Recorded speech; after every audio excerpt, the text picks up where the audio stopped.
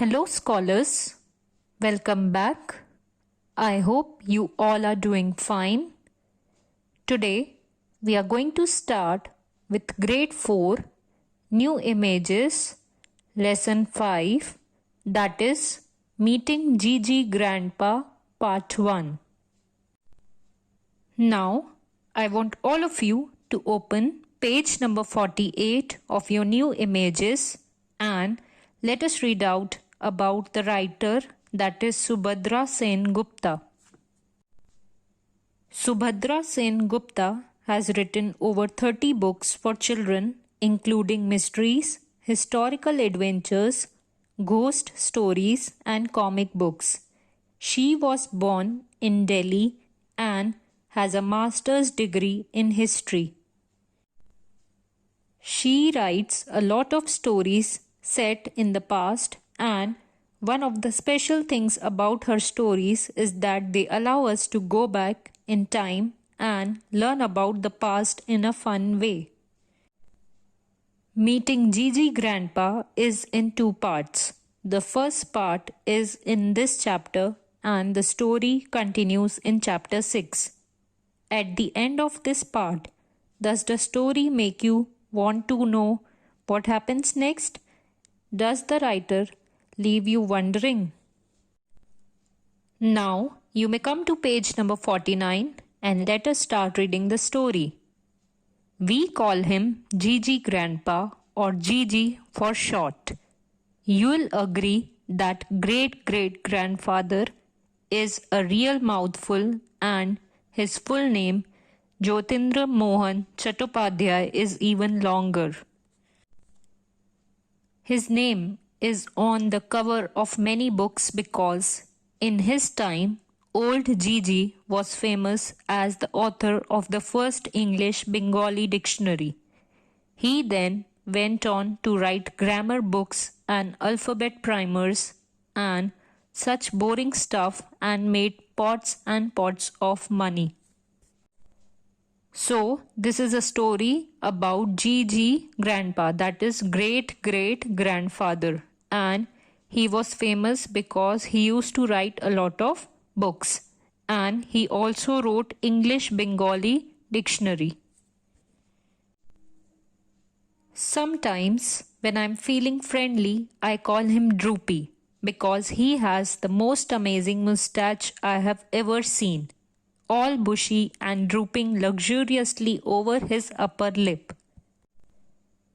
Of course, I can't have mustaches like that because I am a girl, but my twin Durjoy plans to grow one just like Gigi Grandpa. Gigi's sepia photograph hangs above the mantelpiece in the drawing room of our house in North Kolkata.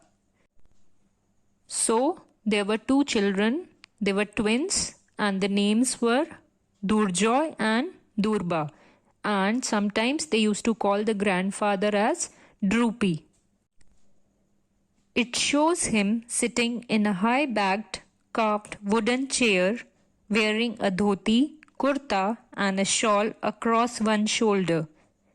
Next to him is a marble table on which is a pile of the books he had written, including the famous dictionaries. We still have his books collecting dust in a bookcase. Nobody reads them like ever. Let us read forward now. This room is our favorite place in the house. I sit huddled on the squashy old sofa with the faded velvet cushions, reading murder mysteries, and Durjoy often sprawls on the moth-eaten carpet doing his homework. Every time we look up, there's old Droopy staring down at us with a disapproving scowl. So, we tell him jokes about chickens crossing the road or all the knock-knock stuff and laugh like mad. Gigi just looks grim. So, we know that the grandfather doesn't exist. Okay, and there is a photograph of the grandfather.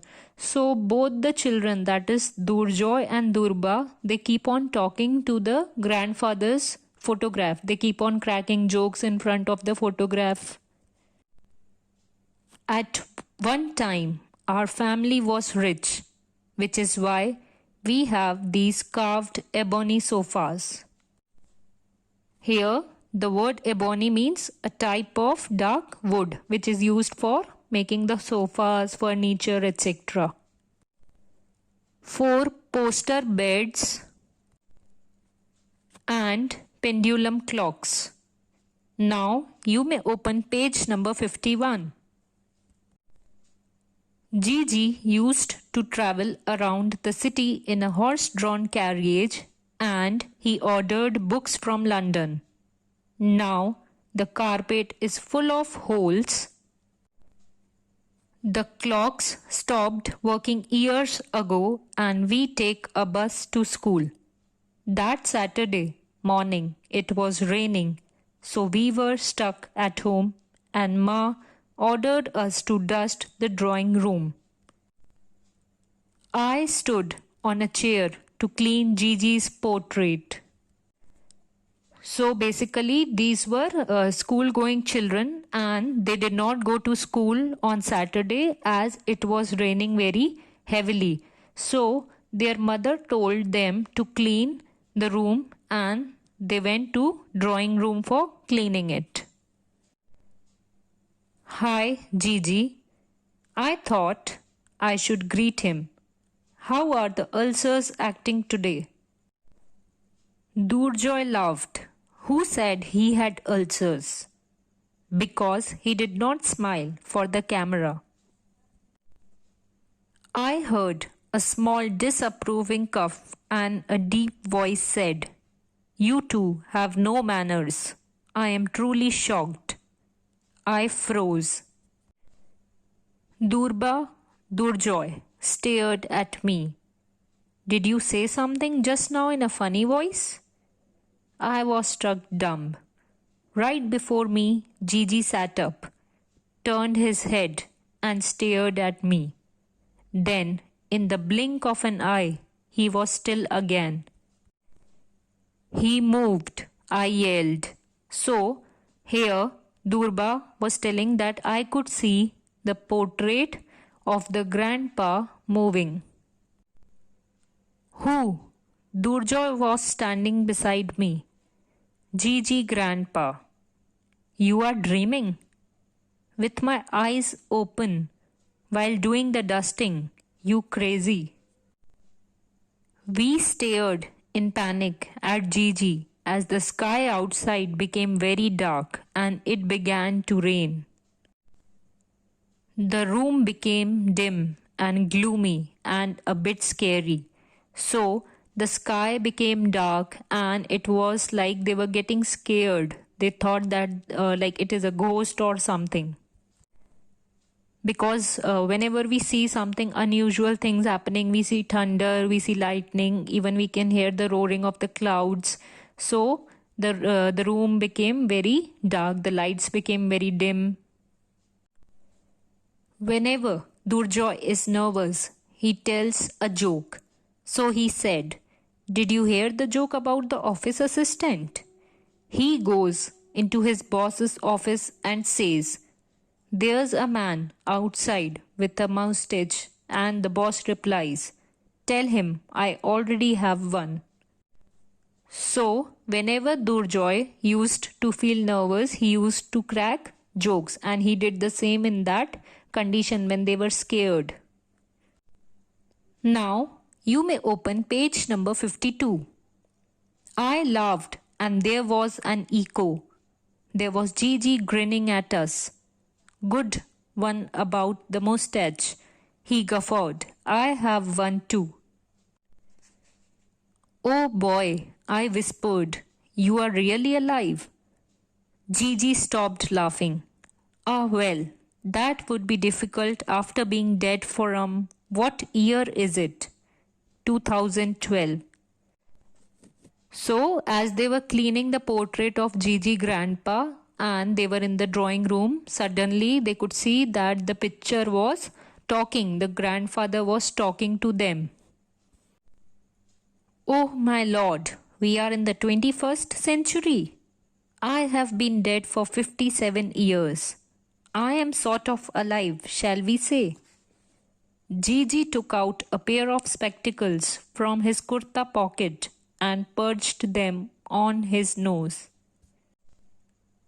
These specs were interesting. They had no earpieces. Instead, they were balanced on the bridge of his nose by a clip and a black ribbon hung at one end. Ah, said Gigi in his deep, mellow voice. Let me look at you, Durba and Durjoy, isn't it? Now, let us read out on page number 53. My heart stopped thumping. Anyone who looked at us so kindly couldn't be dangerous, could he? I mean, who has ever heard of a ghost wearing glasses and laughing at mustache jokes?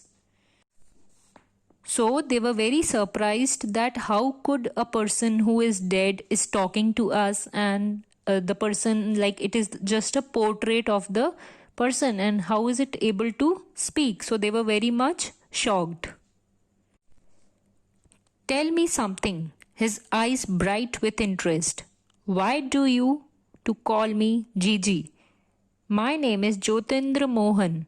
It doesn't even have the letter G in it. Actually, it's short for great-great-grandfather, Durjoy explained apologetically. Quite, Gigi was nodding in an ununderstanding way. Then you two are my Gigi grandchildren.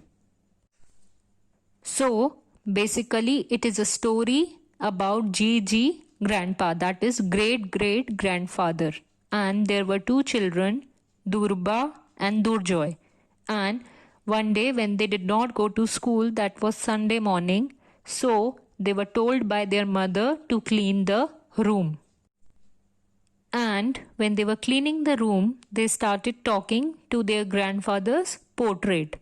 And everything became very dark and it began to rain very heavily. And suddenly what happened was that the portrait also, that means their grandfather's portrait, also started talking to them. And he was asking them that, why do you call me Gigi grandpa? So the children replied that we call you because you are our great-great-grandfather. And so the portrait asked them that even I can call you my Gigi children, that means great-great-children. So this was the summary of the lesson. This was part 1. We'll be continuing in part 2. I hope you all enjoyed the video. Assignments and worksheets are given in the description box. Keep practicing them, and we will be meeting in the next video. Till then, stay home, stay safe, keep washing your hands. Thank you.